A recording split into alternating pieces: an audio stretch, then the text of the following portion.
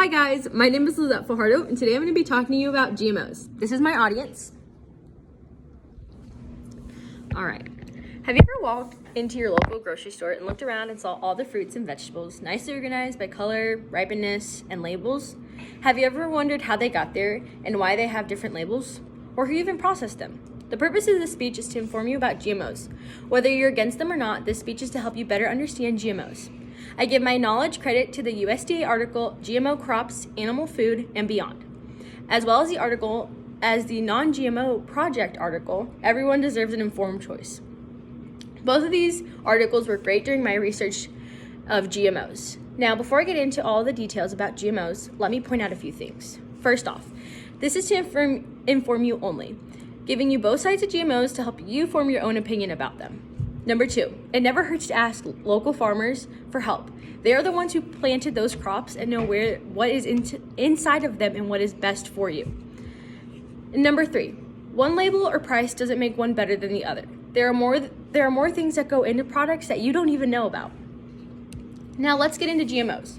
Your first question might be, what are GMOs?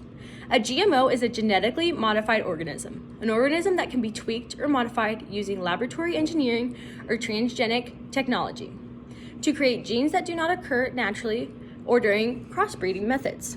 The reason farmers have adapted this method is because of the cost, and they use less spray for pesticides. It reduces the need to till the soil and to control weeds. GMOs are in so many products that we use every day, from your bowl of cereal to the shoes you wear or the medicine you take. Now, I actually went to the grocery store this morning and I picked out a few things. This actually was a little bit difficult because this was a local grocery store and many of the products were not labeled properly, or I couldn't find labels. First one that I found were these blueberries. If you look at them, you really can't see anything on them except, their name, the farm that they came from. I even tried to look inside and I have pretty much the same information, just recyclement labels, and that's it. So I'm not 100% sure where these came from, or I know where they came from, I just don't know what products were used on them. The next thing were these goldfish. Everyone loves goldfish. And I looked at the very bottom and I saw that it contains biotechnology, which is a GMO, another way of GMOs. I would have never known that if I would have not looked at the labels on these.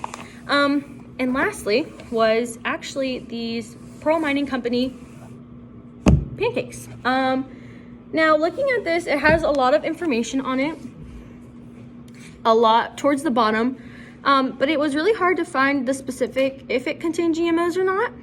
But while I was looking at it, I saw the smart labels, which are new technology that many producers are using to market their products. They actually use this, it's an online source. You scan it with your phone and you're able to see everything that's in these products, what they contain, how many calories. Instead of having to, look through all of this, you can find it easier on smart labels.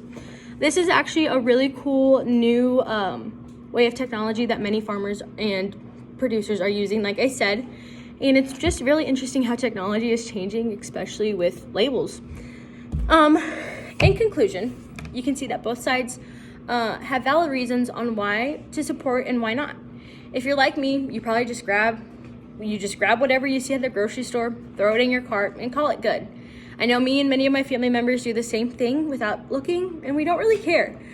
I hope that this information helps you understand why farmers choose GMOs for their crops and why people choose to cut them out of their diets as personal preferences. Anyways, thanks guys.